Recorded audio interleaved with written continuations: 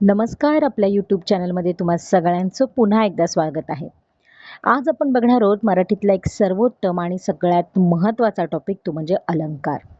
अलंकार म्हणजे काय? ज्याप्रमाणे एखादी स्त्री स्वतः सुंदर दिसण्यासाठी दागिने घालते, अगदी त्याचप्रमाणे आपली भाषा सुद्धा सुंदर, डौलदार आणि प्रभावी करण्यासाठी जे गुणधर्म वापरले जातात, शब्दांमध्ये, भाषेमध्ये ज्या गोष्टी वापरल्या जातात किंवा जे जे एक अलंकारिक शब्द वापरले जातात, ज्या उपमा वापरल्या जातात, जे सौंदर्य वापरलं जातं त्याला या ठिकाणी अलंकार असे म्हणतात. अलंकाराचे मुख्यत्वे 2 प्रकार पडतात. एक म्हणजे शब्दालंकार आणि दुसरं म्हणजे अर्थालंकार. आता शब्दालंकार म्हणजे काय? तर शब्दाच्या विशिष्ट वापरामुळे भाषेला शोभा येते. आता या शब्दालंकाराचे पुन्हा 3 प्रकार पडतात. अनुप्रास, यमक आणि श्लेष अलंकार. अर्थालंकार म्हणजे काय? शब्दाच्या अर्थामुळे भाषेचे सौंदर्य वाढते. ज्याच्यामध्ये उपमा, उत्प्रेक्षा आणि रूपक असे 3 आहेत. आता अनुप्रास अलंकार म्हणजे नेमकं काय? तर जेव्हा वाक्यामध्ये किंवा कवितेच्या चरणामध्ये एकाच अक्षराची पुनरावृत्ती होते, त्यातील नादामुळे सौंदर्य प्राप्त होते. इंग्रजीमध्ये जर माहित असेल तर तुम्हाला ॲलिट्रेशन माहिती असेल बघा. ज्याच्यामध्ये एकच गोष्ट पुन्हा पुन्हा रिपीट होते. एक शब्द असेल, एक अक्षर असेल आणि त्याच्यामुळे एक लयबद्ध, एक तालबद्धता निर्माण होते. याचं उदाहरण बघूया आपण. पेटवले पाषाण पठारावरती शिवबांनी. पेटवले पाषाण पठारावरती शिवबांनी यावरील वाक्यामध्ये प प प याची पुनरावृत्ती झालेली आहे बरं का. त्याच्यामुळे हे अनुप्रास आहे. दुसरं जर बघायला गेलं तर गड्या गडद गड्या गडद निळे जलद भरून आले, याच्यामध्ये द आणि ल याचा जो काही उच्चार आहे याची पुनरावृत्ती रिपीट झालेली आहे. आणि जर तुम्ही बघितलं तर काकांच्या कपाटातील कामाचा कागद कात्रीने करा करा कापला, याच्यामध्ये क या अक्षराची पुनरावृत्ती झालेली आहे. एकच अक्षराची पुनरावृत्ती होते. याच्यावरून आपल्याला कळू शकतं की पुढील दिलेला जो काही अलंकार आहे तो अनुप्रास आहे.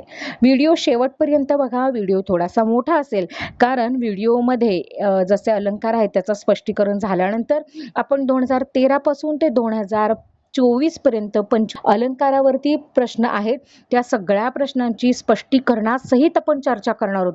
विचार करा, तुमच्याकडे 2 नाही तर तब्बल 100 प्रश्न, 100 नवीन वाक्यरचना, नवीन कवितेच्या ओळी, अलंकाराचे वेगळा असा सेट तुमचा या ठिकाणी तयार होऊ शकतो. त्यामुळे व्हिडिओ शेवटपर्यंत बघा. पुढचा आहे तो म्हणजे यमक. कवितेच्या चरणाच्या शेवटी किंवा मध्ये किंवा ठराविक ठिकाणी तोच शब्द या ठिकाणी रिपीट झालेला असतो. उदाहरणार्थ सुसंगती सदा घडो, सृजन वाक्य कानी पडो. तर यामध्ये त्याच्यानंतर कलंक मातीचा झडो, विषय सर्वथा नावडो. या ठिकाणी डो डो डो हे जे काही अक्षर आहे ते विशिष्ट ठिकाणी या ठिकाणी रिपीट झालेलं आहे आणि त्याच्यामुळे एक लयबद्धता निर्माण होऊन त्या वाक्यामध्ये एक अर्थपूर्ण शब्द तर तयार होतो, पण त्याबरोबर एक लय तयार होते. त्याला यमक, राईम्स असं म्हटलेलं आहे. त्याच्यानंतर तुम्ही पुढचा बघू शकता श्लेष अलंकार. जेव्हा वाक्यामध्ये एकच शब्द 2 वेगवेगळ्या अर्थाने वापरला जातो तेव्हा त्याला श्लेष अलंकार म्हणतात. यालाच डबल मीनिंग असं सुद्धा म्हणतात. उदाहरण बघा. मित्राच्या उदयाने कोणास आनंद होत नाही. आता मित्र या शब्दाचा अर्थ 2 आहे. एक म्हणजे आपला मित्र जो असतो तो, आणि दुसरा आहे सूर्य आणि सखा, असे 2 अर्थ सुद्धा मित्राचे होऊ शकतात. त्यामुळे मित्राच्या उदयाने किंवा सूर्याच्या उदयाने कोणास आनंद होत नाही असा प्रश्न इथं आहे. पुढचा आहे, हे मेघा तू सर्वांना जीवन देतोस. आता जीवन म्हणजे पाणी आणि पाणी म्हणजे आयुष्य, असे डबल मीनिंग येतात, बरोबर आहे. त्याच्यानंतर अर्थालंकार. आता अर्थालंकारामध्ये उपमा, उत्प्रेक्षा, रूपक, व्यक्तिरेख आणि अतिशयोक्ती. याचे लक्षण बघा. पहिलं आहे ते म्हणजे उपमा. जेव्हा 2 वस्तूमधील साम्य दाखवण्यासाठी सारखा, गत, समान, सदृश्य, प्रमाण यासारखे शब्द वापरले जातात, म्हणजे साम्यवाचक शब्द आहेत बरं का. आता इथं मुंबईची घरं मात्र लहान, कबुतराच्या कुऱ्हाड्यासारखी. दुसरं आहे ते म्हणजे यामध्ये तुम्ही बघू शकता की सारखा, गत आणि प्रमाण, परी हे शब्द आले की समजायचं ते कशाचं आहे, सिमिलीचं आहे. जसं पुढचं एक उदाहरण तुम्ही बघू शकता. सावळा ग रामचंद्र रत्नमंचकी झोपतो. बरोबर. या ठिकाणी उपमा जी काही आहे ती या ठिकाणी सावळा ग रामचंद्र, सावळा आहे रामचंद्र पण तो रत्नमंचकी झोपतो अशी उपमा या ठिकाणी दिलेली आहे. उत्प्रेक्षा म्हणजे काय? तर उपमेय हे जणू उपमानच आहे अशी कल्पना केली जाते. ज्यात जणू काय गमे भासे यासारखे शब्द येतात ते म्हणजे उत्प्रेक्षा. ती गुलाबी उषा म्हणजे जणू देवाचे प्रेमच की. आता यामध्ये आहे जणू हा शब्द दिसला की डोळे मिटून उत्प्रेक्षा हे अलंकार आहे असं समजायचं. पुढचं आहे रूपक. उपमेय आणि उपमान यामधील एकरूपता असते, ते भिन्न नाहीत असे दर्शवले जातात. जसं लहान मूल म्हणजे मातीचा गोळा, येथे मूल आणि गोळा एकच मांडलाय म्हणजे मातीचा गोळा, बरोबर. या पद्धतीनं जसं की यामध्ये तुम्ही पुढचा बघू शकता व्यक्तिरेखा. जेव्हा उपमेय हे उपमानापेक्षा अधिक श्रेष्ठ दाखवले जाते, हो की नाही, तेव्हा जसं आता उदाहरण बघू शकता, अमृताहुनी गोड नाम तुझे देवा, म्हणजे देवाचे नाव इथं अमृताहुनी गोड आहे, म्हणजे श्रेष्ठत्व या ठिकाणी दाखवले जातं. अतिशयोक्ती हायपबोल. एखादी साधी गोष्ट सांगताना ती अतिशय फुगवून अगदी असंभाव्य आहे, ज्याची संभावना सुद्धा नाही आहे असं काहीतरी आहे असं सांगितलं जातं, तिला अतिशयोक्ती म्हणतात. ती रडली इतकी की तिचे अश्रू नदीला जाऊन मिळाले. अहो कसं शक्य आहे? पुढचं अतिशयोक्तीमध्ये म्हणजे अगदी अतिशय फुलवून सांगणं. त्याच्यानंतर आहे अनन्वय. जेव्हा उपमेयाची तुलना करण्यासाठी जगात दुसरी कोणतीच गोष्ट नसते, तेव्हा त्याची तुलना स्वतःशीच करावी लागते. फॉर एक्झाम्पल, आहे ताजमहल एक जगती, तो त्याच तो तो तोच त्याच्या परी, आईसारखी आईच, या पद्धतीने, बरोबर आहे. यासारखी जी काही उदाहरणं आहेत ती. पुढचं आहे स्वभावोक्ती. प्राण्यांचे व्यक्तीचे हुबेहूब वास्तवादी चित्रण. याचं उदाहरण मी मगाशी म्हटलं होतं बघा, गणपतवाणी विडी पिताना चावायचा नुसतेच काडी आणि म्हणायचा या जागेवर बांधेन मी माडी. या पद्धतीची उदाहरणं इथं आहे बघा. यामध्ये गणपतवाणीच्या सवयीचं किंवा एखाद्या पक्षाच्या हालचालीचं जे काही आहे ते वर्णन या ठिकाणी केले. म्हणजे गणपतवाणी बिडी पिताना चावायचं म्हणजे अगदी ह्याचं वर्णन जे काही आहे याच्यावरून आपल्या समोर एक व्यक्तिरेखा तयार होते, त्याला स्वभावोक्ती असं म्हटलं जातं. आता या ठिकाणी आपलं चालू होते त्या म्हणजे रॅपिड फायर. या ठिकाणी 1 ते 100 जे काही प्रश्न आहेत ते 100 या ठिकाणी प्रश्न आपल्याला बघायचे आहेत. जर वह्या घेऊन बसला असाल, नोट्स काढत असाल तर जरूर या ठिकाणी नोट्स काढायला सुरुवात करा. आणि हो, त्याचबरोबर जर तुम्हाला या ठिकाणी ऑनलाईन क्लासेस जर हवे असतील, PDF नोट्स जर हवे असतील तर प्लीज त्या पद्धतीनं कमेंट करा किंवा माझ्या व्हॉट्सअप ग्रुपची जी काही लिंक आहे व्हॉट्सअप चॅनलची, ती लिंक मी डिस्क्रिप्शनमध्ये दिली, घ्या आणि त्याच्यावरती जॉईन व्हा, जेणेकरून तिथली संख्या बघून त्या हिशोबाने मला माझा जो काही क्लास आहे तो या ठिकाणी तुम्हाला किफायतशीर दरामध्ये देणं परवडेल. ओके, चला तर मग आपण सुरुवात करूया आपल्या प्रश्नांच्या 100 प्रश्नांकडे. आता या ठिकाणी सण सुद्धा लिहिलेले आहेत, त्या कोणत्या साली विचारलेत आणि त्याचं एक्सप्लेनेशन सुद्धा या ठिकाणी आहे. त्यामुळे व्हिडिओ चुकवू नका, शेवटपर्यंत बघा. कारण कुठंही जर यूट्यूबवरती गेला तर असे 1 ते 100 चाळून गाळून आणलेले जे काही प्रश्न आहेत ते तुम्हाला सापडणार. व्हिडिओवरती जर नवीन असाल तर चॅनलला सबस्क्राईब करून जा आणि त्याचबरोबर तुमच्या सोयीसाठी मानसशास्त्राचे जे काही सगळ्या उपपत्त्या आहेत त्या डिटेलमध्ये देऊन त्याचेही प्रश्न सगळे देऊन त्याचंही डिस्कशन या ठिकाणी केलेले व्हिडिओ बरेच आहेत. तुम्ही जर चॅनल सबस्क्राईब केलं तर त्या ठिकाणी तुम्हाला नोटिफिकेशन येऊन जातील. चला तर मग सुरू करूया आपली प्रश्नांची फेरी. आहे बघा, 2018 साली पेपर क्रमांक 1 मध्ये विचारला गेलेला होता, सावळा रामचंद्र रत्नमंचकी झोपतो या वाक्यातील अलंकार ओळखा. उत्प्रेक्षा, रूपक, उपमा, कमक, व्यक्तिरेखा. याचं अचूक उत्तर आहे ते म्हणजे उपमा अलंकार. का आहे? कारण या ओळीमध्ये श्रीरामाच्या सावळ्या रंगाची तुलना रत्नांच्या मंचकाशी किंवा अप्रत्यक्षपणे सौंदर्याशी केली जाते. जिथं 2 वस्तूमध्ये तिथे उपमा अलंकार होतो, हे ध्यानात घ्या. ठीक आहे. त्याच्यानंतरचा पुढचा प्रश्न आहे तो म्हणजे ती गुलाबी उषा म्हणजे जणू देवाचं प्रेमच, यातील अलंकार कोणता? 2021 साली पेपर क्रमांक 1 ला विचारला गेलेला हा प्रश्न आहे. याचं अचूक उत्तर आहे ते म्हणजे उत्प्रेक्षा.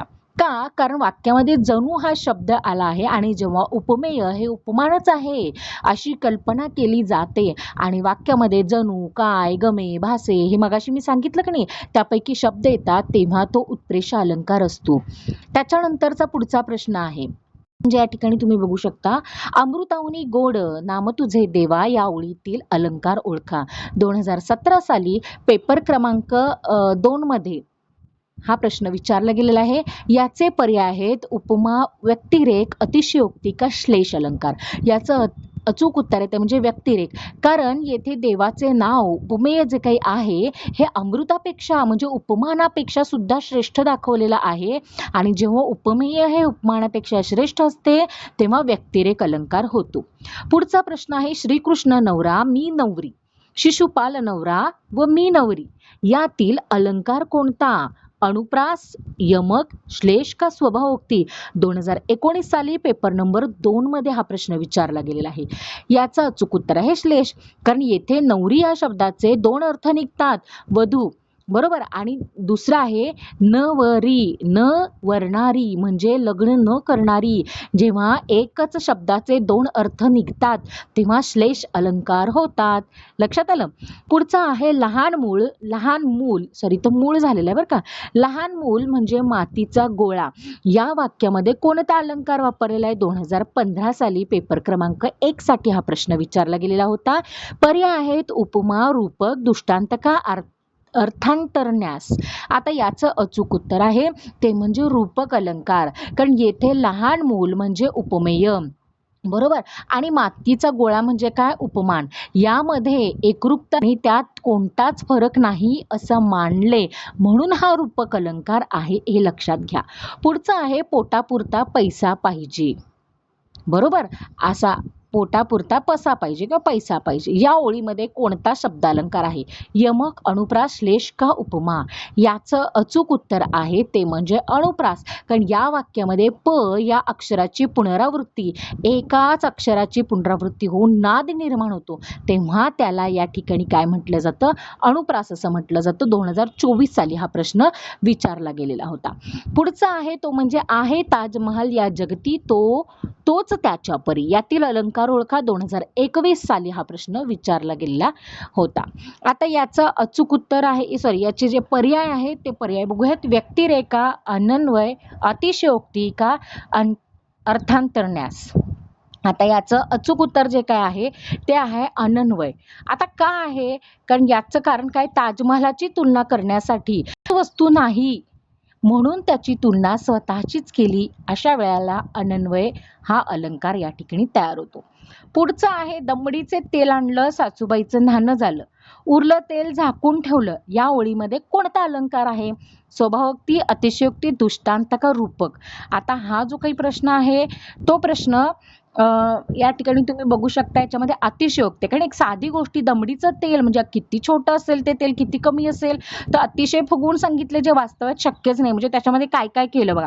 त्या दमडीचं तेल आणलं म्हणे, त्यात सासूबाईचं न्हाणं झालं म्हणजे अख्खीची सासू आंघोळ करून झाली, त्यात पण राहिलं म्हणे तेल आणि ते पुन्हा झाकून ठेवलं. म्हणजे कसं शक्य आहे? ही गोष्ट अतिशय फुगवून सांगितलेली आहे त्याच्यामुळे हे अतिशयोक्ती आहे. पुढचा प्रश्न आहे तो म्हणजे गडद निळे. गडद निळे जलद भरुनी आले. या ओळीमध्ये कोणता अलंकार आहे? 2014 साली पेपर नंबर 1 साठी हा प्रश्न विचारला गेलेला आहे. आता याचे जे काही पर्याय आहेत ते पर्याय तुम्ही या ठिकाणी बघू शकता. कोणकोणते आहेत? तर या ठिकाणी श्लेष आहे, यमक आहे, अनुप्रास आहे आणि रूपक आहे. तर याचं जे अचूक उत्तर आहे ते कोणतं असणार आहे? अनुप्रास आहे. कारण या ओळी अक्षरांची वारंवार पुनरावृत्ती झाल्यामुळे एक प्रकारचा नाद निर्माण झाला आणि एकाच अक्षराची पुनरावृत्ती होते तेव्हा काय होतो त्या ठिकाणी? अनुप्रास होतो. अगदी बरोबर. आता त्याच्यानंतरचा पुढचा प्रश्न आहे तो म्हणजे काकूने काकांच्या कपाटातील कामाचा कागद कात्रीने कराकर कापला. आता हा कोणता अलंकार आहे? आता याचं जे काही म्हणजे हा जो काही प्रश्न आहे तो 2015 साली पेपर नंबर 2 साठी विचारला गेलेला होता. पर्याय आहेत अनुप्रास, श्लेष, यमक का मग उपमा. आता मागेच आपण चर्चा केली हा अनुप्रास आहे कारण इथं कशाची पुनरावृत्ती झाली? क या शब्दाची अक्षराची. त्याच्यानंतर पुढचा आहे सुसंगती सदा घडो सृजन वाक्य कानी पडो. यातील घडो पडो या शब्दामुळे कोणता अलंकार होतो? श्लेष, यमक, अनुप्रास की उत्प्रेषा. 2013 साली टीईटीच्या पेपर नंबर 1 साठी विचारला गेलेला हा प्रश्न आहे. इथं यमक होतो कारण कवितेच्या चरणाच्या शेवटी जर तुम्ही बघितलं तर सारखे उच्चार असलेले शब्द येतात त्यामुळे या ठिकाणी पडो आणि घडो हे शब्द आल्यामुळे त्या ठिकाणी यमक तयार होतं. हे मेघा तू सर्वांना जीवन देतोस. या वाक्यामध्ये जीवन शब्दावरून कोणता अलंकार होतो? पर्याय आहेत श्लेष, उपमा, रूपक, उत्प्रेक्षा. हा प्रश्न 2017 साली पेपर नंबर 1 मध्ये विचारलेला आहे. इथं श्लेष होतो का? कारण जीवन या शब्दाचे दोन अर्थ निघतात, पाणी आणि आयुष्य, आणि एकच शब्द दोन अर्थाने निघतात तेव्हा काय होतो? श्लेष अलंकार होतो. पुढचा आहे मुंबईची घरे मात्र लहान, कबुतराच्या खुराड्यासारखी. यातील अलंकार कोणता? पर्याय आहेत उत्प्रेक्षा, उपमा, रूपक, व्यक्तिरेखा. 2019 साली टीईटीच्या पेपर नंबर 2 मध्ये हा प्रश्न विचारला गेलेला आहे. याचं अचूक उत्तर आहे उपमा, कारण इथं मुंबईच्या घरांची तुलना कबुतराच्या कुराड्यासारखी केलेली आहे. म्हणजे सारखी हा जो काही साम्यवाचक शब्द आहे तो याच्यामध्ये वापरला गेलेला आहे. पुढचा आहे तो म्हणजे मुख कमल हसले की वाटते जणू गुलाबाची कळी. जसे तुम्ही प्रेक्षक, तुम्हाला आता या ठिकाणी खूप आराम वाटला असेल की आपल्याला सगळे अलंकार एकाच ठिकाणी मिळालेत, बरोबर? तसं तुमच्या गुलाबाची कळी आता फुललेली आहे. चला आता याचे हा अलंकार कुठला आहे बरं? या ठिकाणी पर्याय बघा, उपमा, रूपक, उत्प्रेक्षा का अनन्वय. 2018 साली टीईटीचे पेपर नंबर 1 मध्ये विचारला गेलेला आहे. याचं अचूक उत्तर आहे ते म्हणजे उत्प्रेक्षा, कारण वाक्यामध्ये जणू हा शब्द वापरलेला आहे आणि उपमेय म्हणजे मुख आहे आणि उपमानच म्हणजे गुलाबाची कळी अशी कल्पना केल्यामुळे इथे उत्प्रेक्षा अलंकार होतो. त्याच्यानंतर पुढचा प्रश्न आहे तो म्हणजे देता किती घेशील का दोकरांनी. या ओळीत कोणता अलंकार दडला आहे? याचे पर्याय आहेत श्लेष, यमक, अनुप्रास की उपमा. 2021 साली पेपर नंबर 2 मध्ये हा प्रश्न विचारला गेलेला आहे. याचं अचूक उत्तर आहे ते म्हणजे श्लेष अलंकार. येथे कर या शब्दाचे दोन अर्थ निघतात. कुठले बरं? तर कर म्हणजे हात आणि दुसरा म्हणजे कर म्हणजे टॅक्स असा या ठिकाणी निघतो. म्हणजे या ठिकाणी एका शब्दाचे दोन अर्थ निघाले तर श्लेष होतोच की. त्याच्यानंतर पुढचा आहे माऊलीहून मायाळू, चंद्राहून शीतल. या ओळीमध्ये कोणता अलंकार आहे? उपमा, रूपक, व्यक्तिरेखा की अनन्वय. 2016 साली टीईटीच्या पेपर 1 मध्ये प्रश्न हा विचारलेला आहे. याचं अचूक उत्तर आहे व्यक्तिरेख. का? कारण येथे उपमेय ही माऊली म्हणजे आई आणि चंद्रापेक्षा श्रेष्ठ दाखवलेली आहे. म्हणजे जेव्हा उपमेय हे उपमानापेक्षा श्रेष्ठ तेव्हा व्यक्तिरेख होतोच की. पुढचा आहे तो म्हणजे नळ राजाला सत्वर आठवले, नळाला पाणी आले. यातील गमतीशीर अलंकार कोणता? यमक आहे, श्लेष आहे, अनुप्रास आहे का अतिशयोक्ती आहे? यामध्ये श्लेष आहे. 2024 साली टीईटी मध्ये हा आता याच्यामध्ये नळ या शब्दाचे दोन अर्थ निघतात. एक म्हणजे नळ राजा, तो जो होता आपल्या इतिहासामध्ये तो, आणि पाण्याचा नळ या ठिकाणी. पुढचा प्रश्न आहे तो म्हणजे ऊठ पुरुषोत्तमा, वाट पाही रमा. या ओळीतला अलंकार कुठला? हा प्रश्न 2015 साली टीईटीच्या पेपर नंबर 1 मध्ये विचारला गेलेला आहे. पर्याय आहेत यमक, अनुप्रास, श्लेष की उपमा. याचं अचूक उत्तर आहे यमक. का? कारण रमा आणि पुरुषोत्तमा या शब्दातील शेवटचं जे अक्षर आहे ते मा आहे आणि त्या उच्चारामुळे एक प्रकारची लयबद्धता यमक जुळून येते. अगं रामचंद्र रत्नमंचकी झोपतो या ओळीमध्ये कोणता अर्थालंकार आहे? रूपक, उत्प्रेक्षा, उपमा की अपन्युती. आता ह्याचा हा जो काही प्रश्न आहे 2020 साली टीईटीच्या पेपर नंबर 2 मध्ये विचारला गेलेला आहे. याचं अचूक उत्तर आहे ते म्हणजे उपमा, कारण श्रीरामाच्या सावळ्या रंगाचं जे काही वर्णन आहे ते अप्रत्यक्षरित्या याची तुलना केली, जिथे साम्य दर्शवलं जातं तिथं उपमा आहे. पुढचा आहे झाले बहु होतील बहु पण या समहाच. यातील अलंकार कोणता? अनन्वय, व्यक्तिरेख, अतिशयोक्ती का रूपक. हा प्रश्न 2021 साली टीईटीच्या पेपर 1 मध्ये विचारलेला आहे. याचं उत्तर काय असेल तर अनन्वय. का? कारण जेव्हा उपमेयाची तुलना करण्यासाठी दुसरं कोणतंही उपमान मिळत नाही आणि त्याची तुलना स्वतःशीच केली जाते. जसं मी मगाशी उदाहरण देताना सांगितलं बघा, आई सम आईच, बरोबर, किंवा आईसारखी आईच या पद्धतीने. ठीक आहे. आता पुढचा आहे तो म्हणजे चाफा बोलेना. याच्यावरती गाणं सुद्धा आहे बरं का. चाफा बोलेना, चाफा चालेना, चाफा काही केल्या फुलेना. आता ही जी काही ओळ आहे या ओळीसाठी कोणता अलंकार आहे? तर यामध्ये बघा अतिशयोक्ती, स्वभावोक्ती, सचेतन गुणोक्ती का रूपक. 2018 साली पेपर नंबर 2 मध्ये हा प्रश्न विचारला गेलेला आहे. आता इथं हा जो काही प्रश्न आहे इथं नवीन अलंकार आहे बरं का, त्याच्याबद्दल थोडक्यात मी सांगते. यामध्ये काय आहे? सचेतन गुणोक्ती. आता सचेतन गुणोक्ती म्हणजे काय गो? तर या ठिकाणी बघा सचेतन याचा अर्थ काय? एखादी निर्जीव वस्तू ही काय आहे? सजीव मानवी गुणांसारखी. आपल्याला इंग्रजीमध्ये एक आहे बघा, याच्यामध्ये काय बरं त्याला म्हणतात ते तुम्हीच कमेंटमध्ये करून सांगा बाबा मला. आता सचेतन गुणोक्ती म्हणजे त्याच्यामध्ये म्हणजे ह्युमन क्वालिटीज त्याला दिल्या जातात, हो की नाही? हा, पर्सॉनिफिकेशन, करेक्ट. सचेतन गुणोक्ती, बरोबर. हा, तर हे याच्यामध्ये सांगितलं गेलेलं आहे. पुढचं आहे ते म्हणजे देवानंद आता नवरीला नवरी यातील नवरी या शब्दाचा अलंकार ओळखा. 2017 साली पेपर नंबर 2 मध्ये हा प्रश्न विचारला गेलेला आहे. श्लेष आहे, याच्यामध्ये 2 अर्थ आहेत. नवरी म्हणजे ब्राईड आणि नवरी म्हणजे लग्न करण्यास उत्सुक नसलेला. लहानपण देगा देवा, किंवा लहानपण देव न या अक्षराच्या वापरामुळे कोणता अलंकार होतो? 2015 साली पेपर नंबर 1 मध्ये विचारलेला आहे. अनुप्रास, यमक, श्लेष का रूपक? याचं अचूक उत्तर आहे अनुप्रास, कारण वाक्यामध्ये ण जो काही अक्षराची पुनरावृत्ती होऊन या ठिकाणी नाद निर्माण होतो. आहे ताजमहल एक जगती, तोच त्याच्या परी. अलंकार ओळखा. अनन्वय, व्यक्तिरेख, अतिशयोक्ती, रूपक. 21 साली टीईटीच्या दुसऱ्या पेपरला विचारले गेलेलं होता अनन्वय, कारण ताजमहालाची जी काही तुलना आहे ती जगात दुसरे कुणीच घेऊ शकत नाही, त्याची तुलना त्याच्याशीच केलेली आहे, तिथं अनन्वय होतं.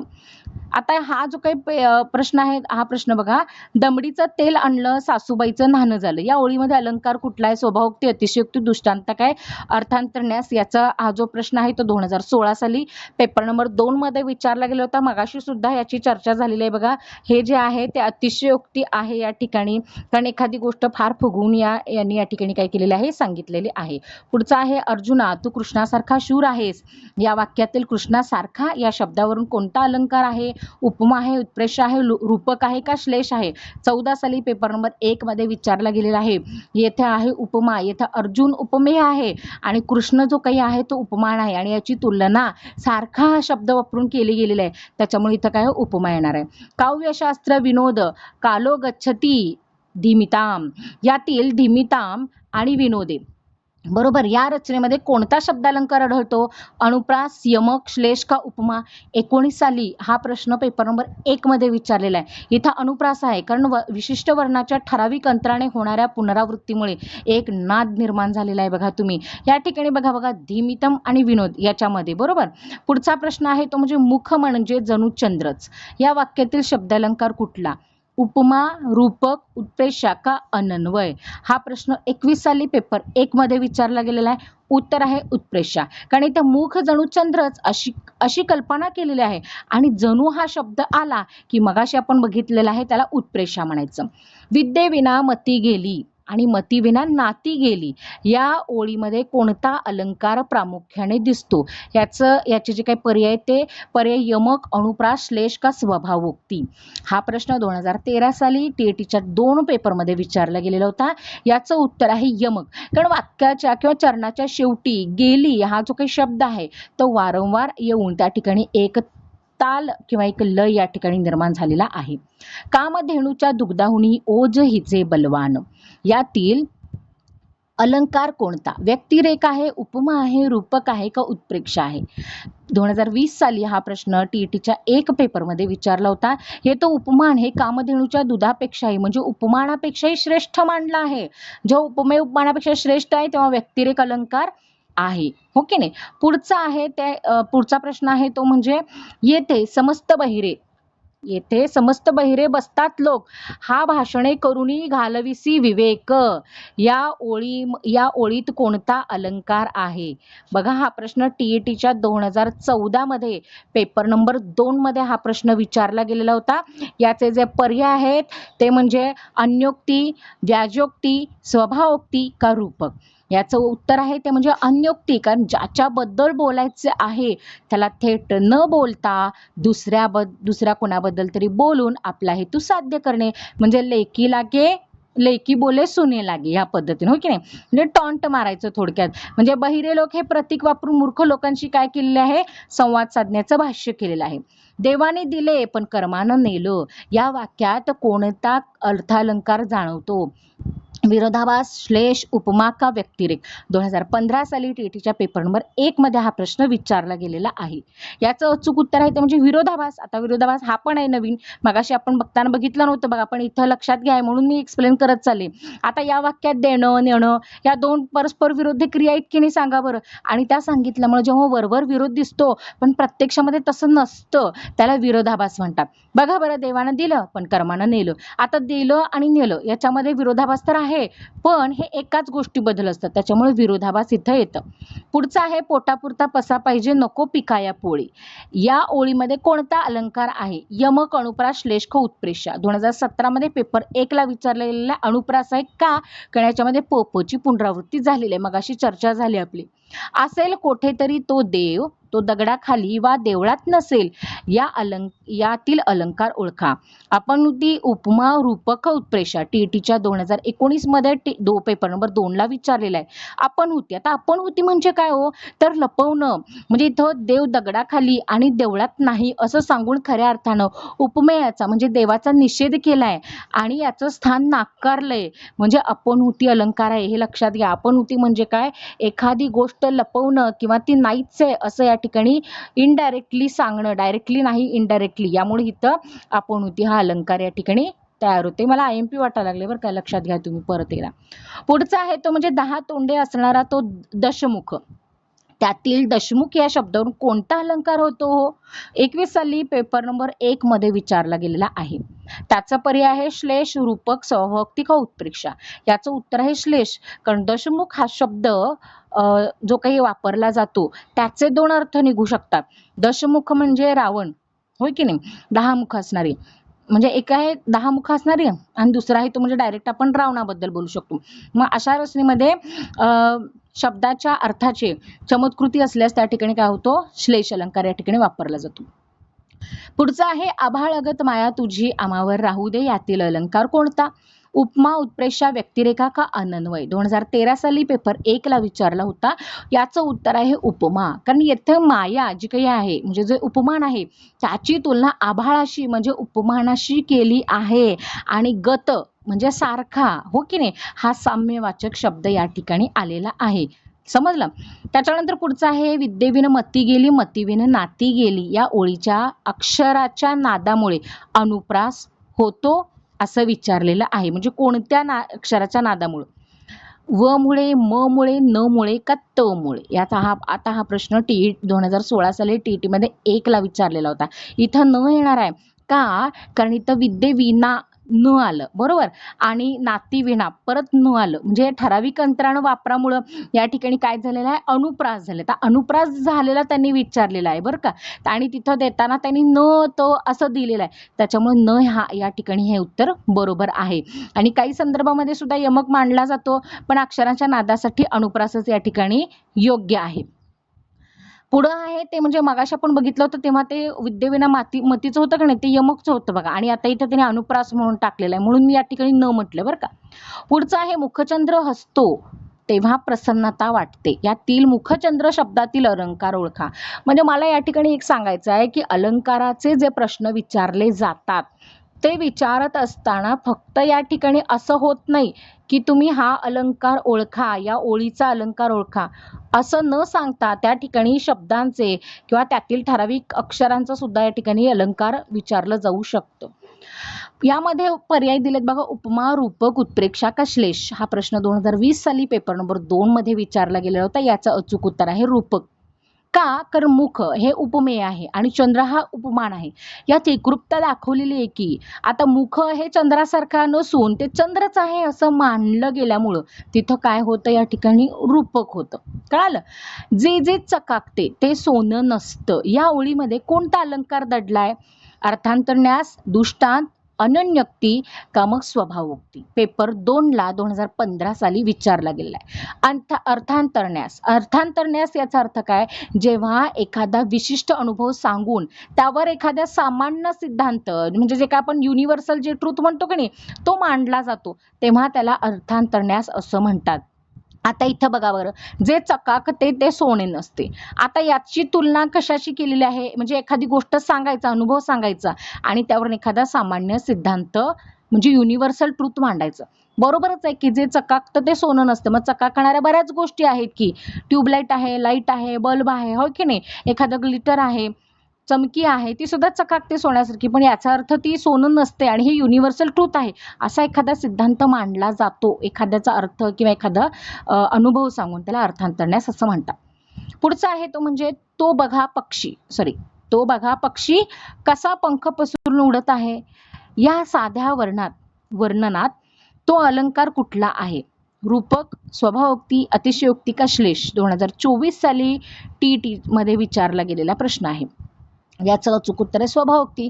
कारण एखाद्या प्राण्याचे, पक्षाची हालचाल हुबेहूब जसे तर तसे या ठिकाणी काय केलेलं आहे? वर्णन केलेलं आहे.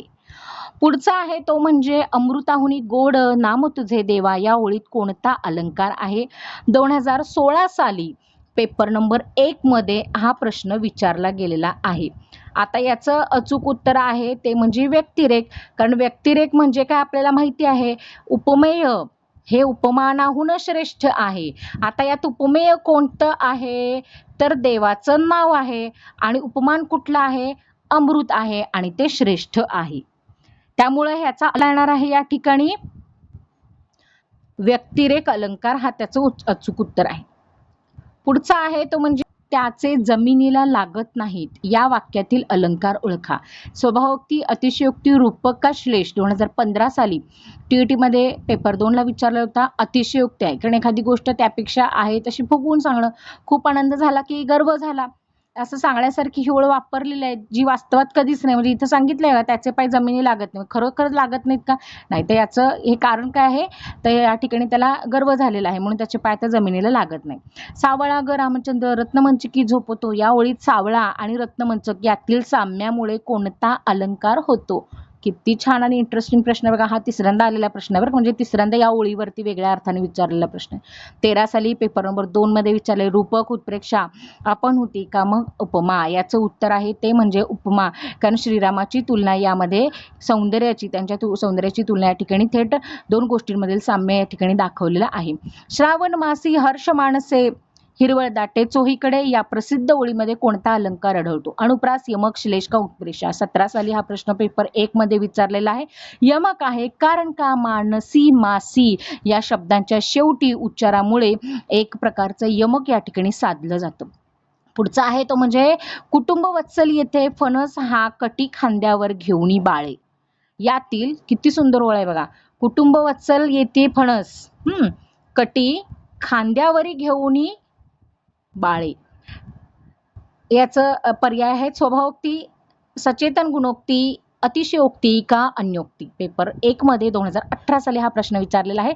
सचेतन गुणोक्ती आहे, एकाने तर फणसाचं झाड निर्जीव म्हणजे अगदी एक म्हणजे ज्याला आपण एकेंद्रिय जीव आहे तो तसा, पण या ठिकाणी आपण निर्जीव म्हणत म्हणजे ज्याला प्राण नाही तसं, हो की नाही. तो कुटुंब प्रमुखासारखा वावरतोय अशी भावना आणि तो खांद्यावरती आपली फळं म्हणजे मुलं घेऊन उभा आहे अशी आपण या ठिकाणी कल्पना केलेली आहे. त्यामुळे त्याला सचेतन गुणोक्ती म्हणतात. जगी सर्व सुखी असा कोण आहे विचारी मना तूच शोधून पाहे. कुठल्या चित्रपटात आहे गाणं हे सांगा बरं का कमेंटमध्ये. यातील अलंकार कोणता? जगी सर्व सुखी असा कोण आहे विचारी मना तुची शोधून पाहे. बघा आठवतं काय मूवी? ठीक आहे. पर्याय बघा. अर्थांतरन्यास, अन्योक्ती, स्वभावोक्ती का दृष्टांत अलंकार? 2019 साली TETच्या पेपर नंबर 2 मध्ये विचारलेला आहे. याचं अचूक उत्तर आहे ते म्हणजे अर्थांतरन्यास. कारण रामदासांनी एक विशेष प्रश्न विचारून त्यावरून कुणीही पूर्ण सुखी नाही हा एक सामान्य वैश्विक सिद्धांत मांडला आहे. आणि जेव्हा उदाहरणावरून सामान्य सिद्धांत मांडला जातो की नाही तेव्हा त्याला अर्थांतरन्यास असं म्हणतात. बघा आपण 2 छान शिकलोय. चेतना गुणोक्ती म्हणजे निर्जीव वस्तूंना सजीव म्हणायचं आणि अर्थांतरन्यास म्हणजे एखादं युनिव्हर्सल ट्रूथ या ठिकाणी अनुभवातून सांगायचं, मांडायचं. हे एक आहे. अर्जुनाचे धनुष्य म्हणजे जणू मृत्यूचा सापच या वाक्यातील अलंकार ओळखा. उपमा, रूपक, उत्प्रेक्षा का श्लेष? 2021 साली हा प्रश्न TETच्या पेपर 1 मध्ये विचारला गेलेला आहे. याचं अचूक उत्तर आहे उत्प्रेक्षा. कारण या वाक्यामध्ये जणू हा आलेला आहे आणि उपमेय म्हणजे कोण आहे? इथं धनुष्य आहे आणि उपमान म्हणजे काय आहे? साप आहे. आणि उपमेय हे उपमानच आहे अशी कल्पना जिथं होते त्याला उत्प्रेक्षा म्हणतात. नरसिंह हा शूर योद्धा होता. नरसिंह हा शूर योद्धा होता. यातील नरसिंह शब्दातील अलंकार कोणता? उपमा आहे, रूपक आहे, उत्प्रेक्षा आहे का अनन्वय आहे? 2014 साली TETच्या पेपर नंबर 2 मध्ये हा प्रश्न विचारला गेलेला होता. याचं अचूक उत्तर आहे ते रूपक आहे. रूपक का आहे? कारण या ठिकाणी तुम्ही बघा नरसिंह म्हणजे नर अधिक सिंह या शब्दामध्ये माणूस आणि सिंह यांच्यामध्ये एकरूपता दाखवलेली आहे आणि उपमेय आणि उपमान एकच मानलं गेलंय. त्यामुळे या ठिकाणी काय येणार आहे? रूपक येणार आहे. पुढचं आहे लेकी बोले सुने लागे ही म्हण कोणत्या अलंकाराचे उत्तम उदाहरण आहे? मगाशी मी सांगितलेलं आहे बरं का याबद्दल.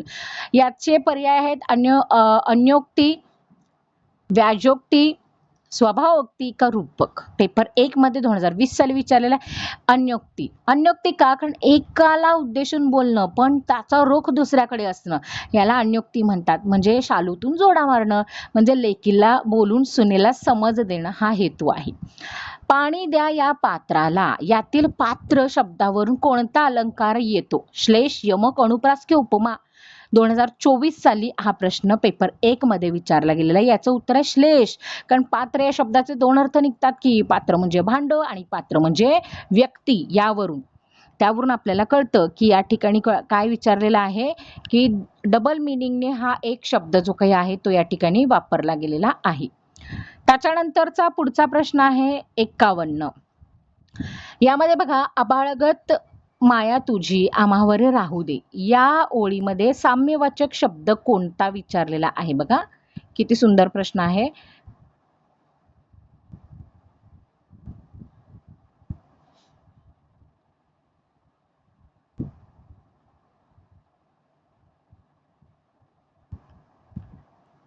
आता यामध्ये तुम्ही बघू शकता की याचे जे पर्याय आहेत, आभाळ, माया, गत, आम्हावरी. 2013 पेपर नंबर 1 ला हा प्रश्न विचारला गेलेला आहे. ते म्हणजे गत आहे, कारण उपमा अलंकारात दोन वस्तूमधील सारखेपणा दाखवण्यासाठी गत गत म्हणजे काय? सारखं किंवा प्रमाणे यासारखे शब्द वापरले जातात. तिथं अर्थाने गत हा शब्द वापरलेला आहे. आभाळागत, आभाळासारखी, आभाळाप्रमाणे या अर्थानं. लक्षात आलं? पुढचा प्रश्न, देहाची तिजोरी भक्तीचाच ठेवा या ओळीमध्ये कोणता अलंकार आहे? देहाची तिजोरी भक्तीचाच ठेवा, उघडदार देवा आता, उघडदार देवा. हो की नाही? ऑल द बेस्ट सगळ्यांना त्या निमित्ताने. बघा बरं, 2015 साली टीईटी पेपर नंबर 2 मध्ये हा प्रश्न विचारलेला आहे. याचा अलंकार कुठला? छान प्रार्थना आहे बरं का. उपमा, रूपक, उत्प्रेक्षा का श्लेष? याचं अचूक उत्तर आहे ते म्हणजे रूपक. गणित देह म्हणजे हे उपमान आहे, हो की नाही? आणि तिजोरी म्हणजे उपमान आहे. उपमेय आहे देह म्हणजे, आणि उपमान कोण आहे? तिजोरी. आणि यांना काय म्हटलेलं आहे? एकच म्हटलेलं आहे. देह म्हणजे देहाची तिजोरी, बरोबर की नाही? त्यामुळे भेद नसून ते एकच आहे म्हणजे रूपक आहे. पुढचा प्रश्न आहे, तू माऊलीहून मायाळू, चंद्राहून शीतल या ओळीत कोणता अलंकार आहे? 2017 साली टेटच्या पेपर 2 मध्ये विचारलेला आहे. व्यक्तिरेख आहे, उपमा आहे, रूपक आहे का उत्प्रेक्षा आहे? याचं अचूक उत्तर आहे व्यक्तिरेख. आणि इथं परमेश्वराला आईपेक्षाही मायाळू आणि चंद्रापेक्षाही शीतल दाखवलेला आहे. आणि जेव्हा उपमेय उपमानापेक्षा श्रेष्ठ असतं तेव्हा व्यक्तिरेख होतं. पुढचं आहे, बालिश बहु बायकात बडबडला या ओळीत शब्दालंकार कुठला आहे? यमक, अनुप्रास, श्लेष का उत्प्रेक्षा? 2014 मध्ये एक पेपर नंबर 1 ला विचारलेला आहे. अनुप्रास आहे का? कारण ब ब ब हे वापरलेलं आणि इथे एक नाद तयार झालेला, त्यामुळे अनुप्रास आहे. कोणताही मानवाचा गुण हा अर्क असतो. ठीक आहे, तर या वाक्यामध्ये अलंकार कोणता आहे? रूपक, उपमा, श्लेष की अतिशयोक्ती? आता हा प्रश्न 2019 साली टीईटीच्या पेपर 1 मध्ये विचारलेला आहे. याचं अचूक उत्तर आहे ते म्हणजे रूपक आहे. आता रूपक मध्ये तुम्ही बघू शकता, रूपकचं एक्सप्लेनेशन देताना मी मगाशी सुद्धा तुम्हाला सांगितलेलं आहे. या ठिकाणी काय येणार आहे रूपकला? तर यामध्ये तुम्ही बघू शकता की मानवी गुण जे आहेत आणि अर्क म्हणजे ज्याला आपण म्हणतो की एकवटणं, त्याला एकरूप म्हटलेलं आहे. त्यामुळे हे रूपक आहे. त्याच्यानंतरचा पुढचा प्रश्न आहे तो म्हणजे, पेटविले पाषाण पठारावरती शिवबांनी या ओळीतील अलंकार कुठला? 21 साली पेपर 2 ला विचारलेला आहे. अनुप्रास, यमक, श्लेष का उपमा? इथं प म्हणजे अनुप्रास याची परत परत पुनरावृत्ती झालेली आहे. पुढचा आहे, कुमुदिनी काय पाहुणी तटस्थ बसली? त्यातील कुमुदिनी या शब्दावरून कोणता अलंकार होतो? 20 साली पेपर 2 ला विचारलेला आहे. सचेतन गुणोक्ती, स्वभावोक्ती, अतिशयोक्ती का रूपक? याचं अचूक उत्तर आहे ते म्हणजे सचेतन गुणोक्ती. कारण कुमुदिनी म्हणजे कमळाचं फूल, मुलगी नव्हे. कारण तटस्थ बसली ती अशी कल्पना केली आहे ओ, त्याच्यामुळं कुमुदिनी म्हणजे याचा अर्थ या ठिकाणी मुलगी येणार नाही, ते सचेत. कळालं? एखाद्या मानवी स्त्रीप्रमाणे ती तटस्थ बसली असं वर्णन त्या ठिकाणी केलेलं आहे. पुढचं आहे, मऊ मेनाहुनीही आम्ही विष्णुदास, कठीण वज्रास भेदू असे यातील अलंकार कोणता? 2016 साली टीईटी पेपर 1 मध्ये हा प्रश्न विचारलेला आहे. याचं पर्याय आहेत विरोधाभास, व्यतिरेक, उपमा की श्लेष. याचं अचूक उत्तर आहे ते म्हणजे विरोधाभास. कारण मेणाहून मऊ आणि वज्राहून कठीण या दोन्ही गोष्टी कशा एकत्र आणल्यात बघा बरं. आणि याचं सौंदर्य हे द्विगुणित केलेलं आहे. ज्याचे मुख चंद्रासारखे आहे असा तो मुखचंद्र यातील अलंकार कोणता? 2024 साली हा प्रश्न विचारलेला आहे. याचे पर्याय आहेत उपमा, रूपक, उत्प्रेक्षा का अनन्वय. याचं अचूक उत्तर आहे ते म्हणजे रूपक आहे. कारण मुख आणि चंद्र एकरूप मांडलेले आहेत, त्याच्यामध्ये भेद नाही असं त्यांना सांगायचं आहे. सांजवाळ ही जणू सुवर्ण कन्याच या वाक्यातील अलंकार कुठला? उपमा, उत्प्रेक्षा, रूपक का व्यतिरेक. हा जो प्रश्न आहे तो 2025ला हा विचारला गेलेला आहे. उत्प्रेक्षाचं उत्तर आहे. कारण जणू वाक्यात अलकने आपल्याला काय सांगितलेलं आहे मी मगाशी तुम्हाला, की या ठिकाणी तुम्ही ते वाक्य कशाचं गृहीत धरायचं आहे? उत्प्रेक्षा या अलंकाराचा आहे. चा प्रश्न आहे तो म्हणजे कावेरीने काल कढईत कांदे कापले या वाक्यातील अलंकार ओळखा. 14 साली टीटीच्या 1 मध्ये पेपरमध्ये विचारलेला आहे. श्लेष, यमक, अनुप्रास की रूपक. यामध्ये म्हणजे मुख जणू काय चंद्रच या वाक्यातील जणू काय कोणत्या अलंकाराचे गमक आहे? 13 साली पेपर 1 ला विचारले उपमा, रूपक, उत्प्रेक्षा का अनन्वय. तर याचं अचूक उत्तर आहे उत्प्रेक्षा. कारण जे उपमेय उपमानच आहे अशी कल्पना केली जाते आणि वाक्यात जणू काय, गमे, भासे यासारखे शब्द येतात तेव्हा उत्प्रेक्षा येतं. लक्षात घ्या, उत्प्रेक्षामध्ये गोंधळ करू नका. ची तुलना करायला तूच योग्य आहेस या विधानातील अलंकार ओळखा. 15 साली टीईटीच्या पेपर 2 मध्ये विचारलेला व्यतिरेक, अतिशयोक्ती, अनन्वय का रूपक. याचं अचूक उत्तर आहे ते म्हणजे अनन्वय. उपमेयाची तुलना करण्यासाठी जगात दुसरं कुठलंच उपमान मिळत नाही, तेव्हा त्याची स्वतःची तुलना स्वतःशीच केली जाते, तेव्हा अनन्वय होतो. तो राजहंस एक निजला या ओळीमध्ये मृत्यूचे वर्णन करताना कोणता अलंकार वापरला आहे? हा प्रश्न विचारला गेलेला आहे पेपर नंबर 2 ला. स्वभावोक्ती, अनन्योक्ती, पर्यायोक्ती का रूपक.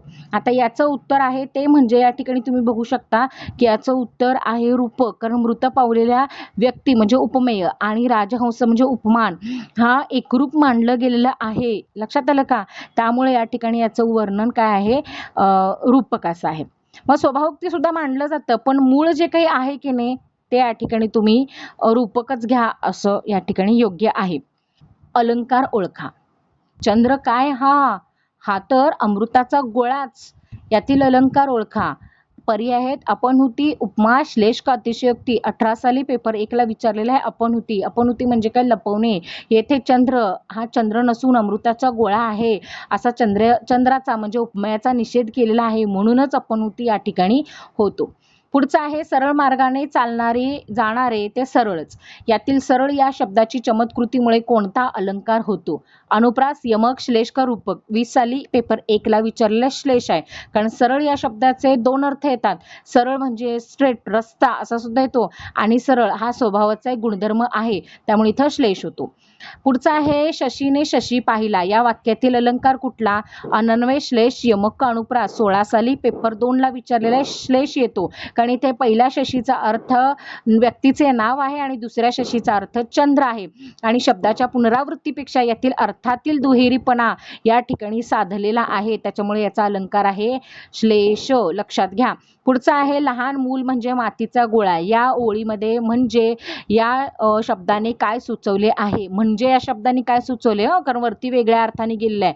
रूपक, उपमा, उत्प्रेक्षा का व्यतिरेक. 19 साली पेपर 2 ला विचारलेलं आहे. रूपक आहे कारण मूल आणि मातीचा गोळा यामध्ये पूर्णतः एकरूपता दाखवलेली आहे आणि जेव्हा उपमेय उपमान एकच आहे तेव्हा काय होतं त्या ठिकाणी फोड जसा जपतो तसा मी तुला जपेन. यातील अलंकार ओळखा. 21 साली टीईटीच्या 1 मध्ये विचारलेला प्रश्न आहे दृष्टांत, उपमा, उत्प्रेक्षा का रूपक.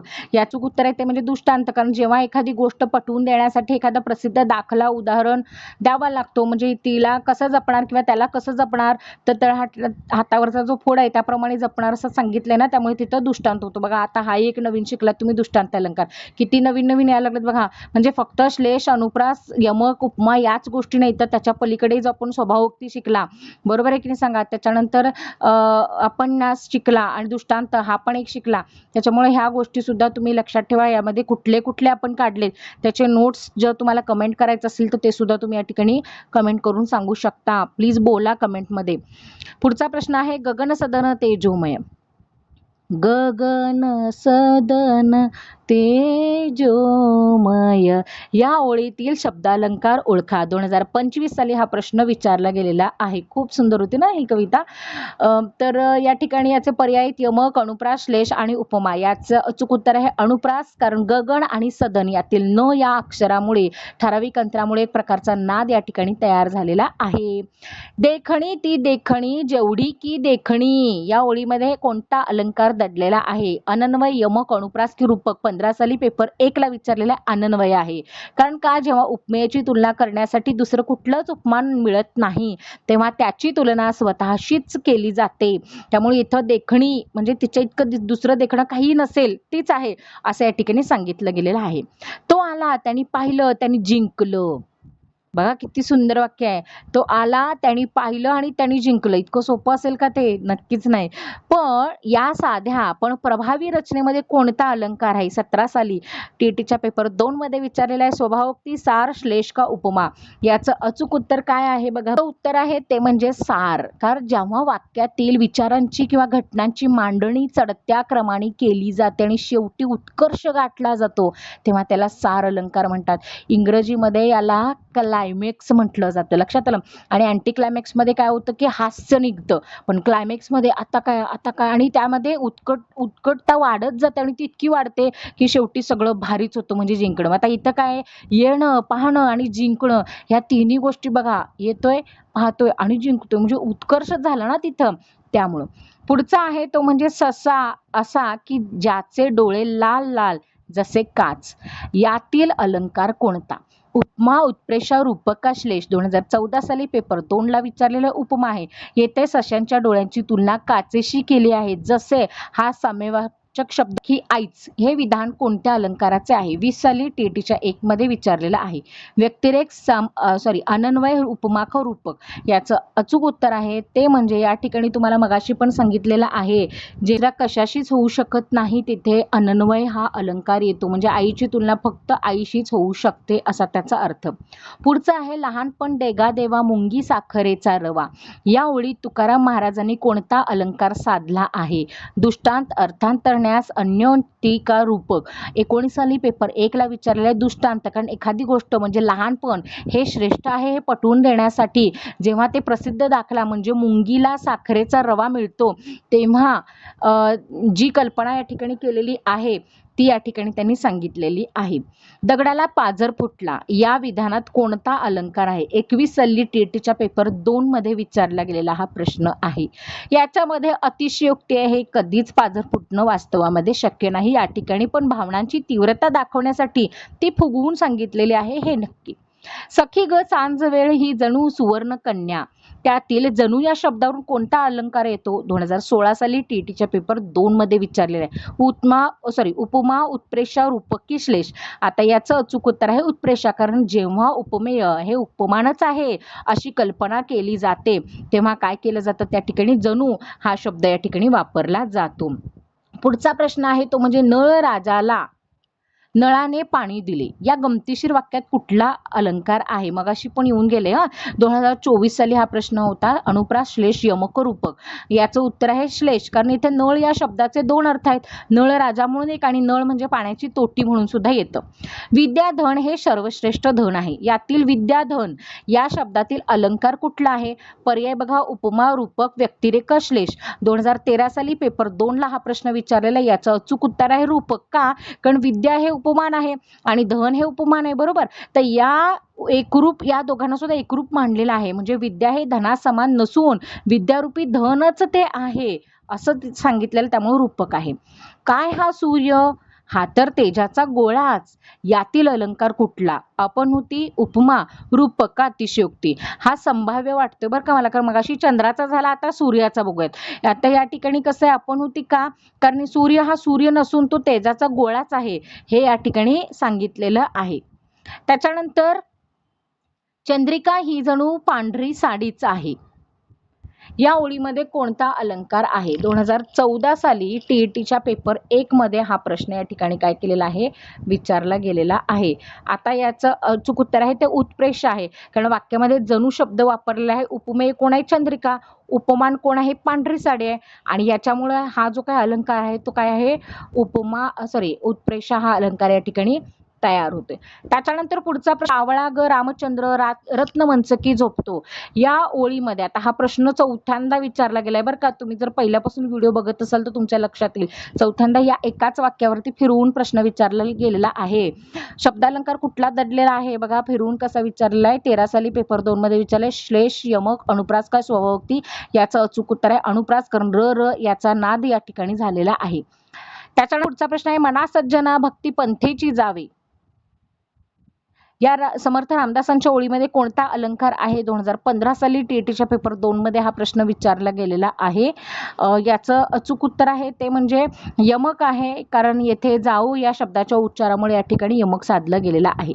पुढचं आहे, झाले बहु होतील बहु पण या समहाच.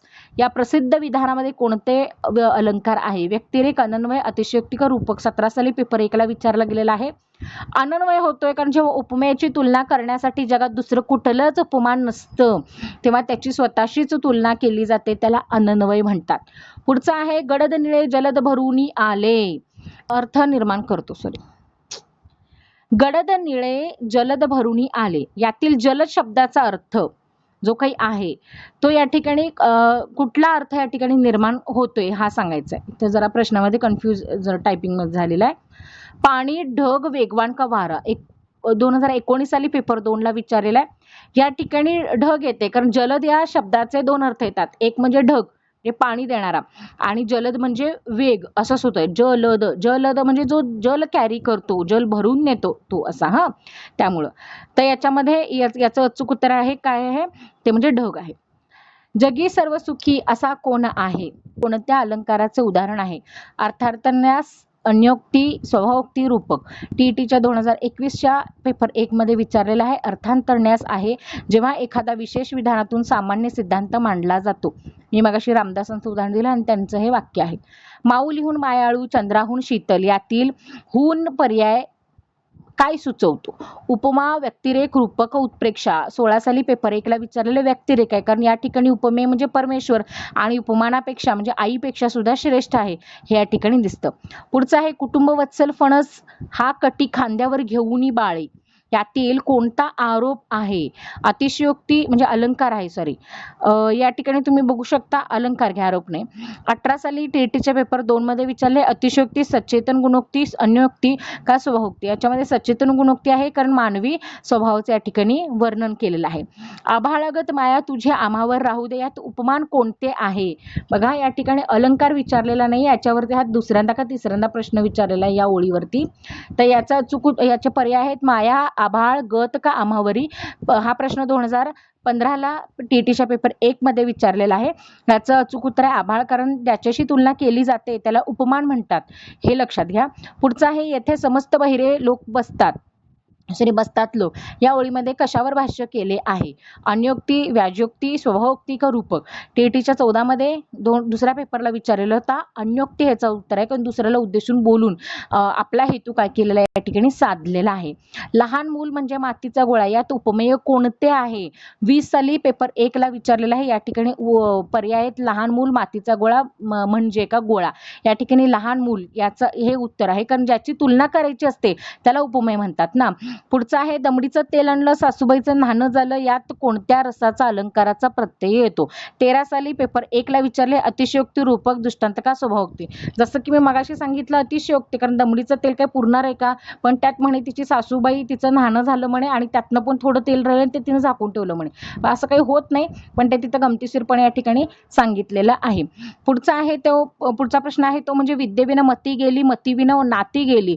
या ओळीमध्ये कोणता शब्दालंकार दिसतो? यमक आहे, अनुप्रास आहे, श्लेष आहे, उपमा आहे. 16 साली पेपर 2 ला हा प्रश्न विचारलेला यमक आहे, कारण चरणाच्या शेवटी गेली गेली असं आलेलं आहे.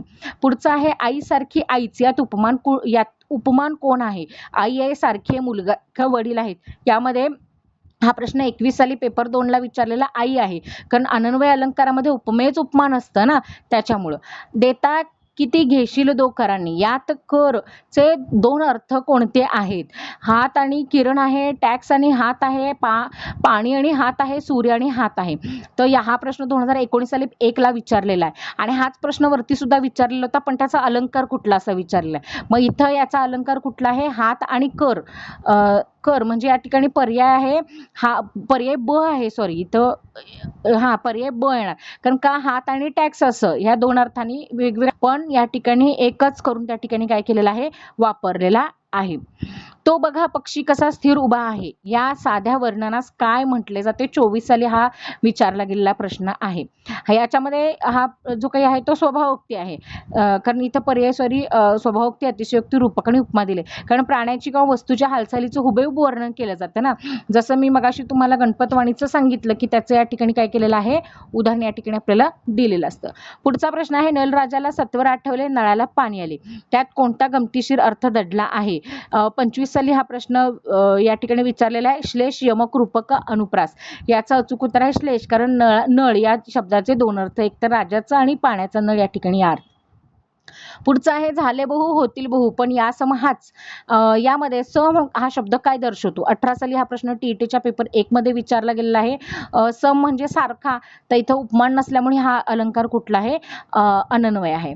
सुसंगती, सदा घडो, सृजनवाक्य, कानी पडो, यात कोणता अलंकार आहे? यमक आहे, अनुप्रास आहे, श्लेष आहे, रूपक आहे. 13 साली हा प्रश्न पेपर 2 ला विचारलेला आहे. यमक आहे, कारण चरणाच्या शेवटी घडो पडो असे शब्द आलेले आहेत. आणि सगळ्यात शेवटचा प्रश्न आहे, मुखकमल हसले की वाटते जणू गुलाबाची कळी, यात उपमेय कोणते आहे? 26 साली हा प्रश्न विचारतील अशी अपेक्षा आहे. आता याचं जे काही उत्तर आहे, याचे जे काही पर्याय आहेत, यामध्ये उपमेय कोणता आहे? तर या ठिकाणी मुखकमल आहे, गुलाबाची कळी आहे, जणू आहे, का मग कळी आहे. तर याचं अचूक उत्तर आहे ते म्हणजे मुखकमल आहे, कारण ज्याची तुलना गुलाबाच्या कळीशी केलेली आहे, म्हणजे तुमच्याशी केलेली आहे, ते म्हणजे मुखकमल. लक्षात आलं? तर या ठिकाणी आपले जे काही 100 प्रश्न आहेत हे झालेले आहेत. तुम्हाला या ठिकाणी संभाव्य प्रश्नांची मालिका जर हवी असेल तर तीही आपण लवकरात लवकर चालू करत, पण त्या अगोदर तुमचा बेस होणं गरजेचं वाटलं, म्हणून मी या ठिकाणी सगळे व्हिडिओ पहिल्यापासून आधी बेसिक पासून या ठिकाणी घेतलेले आहेत. व्यवस्थित नोट्स काढा, कारण स्वतःचे नोट्स असणं ही फार या ठिकाणी इम्पॉर्टंट आहे. कारण जेव्हा तुम्ही स्वतःच्या हाताने काहीतरी लिहिता, लक्षात ठेवता, ते जास्त चांगल्या पद्धतीने लक्षात राहतं. बी पॉझिटिव्ह, चांगलेच मार्क पडतील तुम्हाला, पेपर छान जाईल. रोजच्या रोज चिंतन करा, मनन करा, काय वाचलंय, काय पाहिलंय, ते कितपत आठवतंय हे सुद्धा महत्त्वाचं आहे. नाहीतर बऱ्याचदा कसं होतं की अलंकारामध्ये गोंधळ उडतो, त्यामुळे स्पेसिफिक तुम्ही स्वतःचे असे काहीतरी सिम्पटम्स त्याचे तयार करा की असं जर काही वाक्यामध्ये असेल तर हा अलंकार हाच आहे, आणि त्या संदर्भातले 100 प्रश्न जे आहेत त्यांची सुद्धा या ठिकाणी तुम्ही काय करा? तुलना करा आणि त्या पद्धतीने अभ्यास करा. धन्यवाद. All the best. Take care.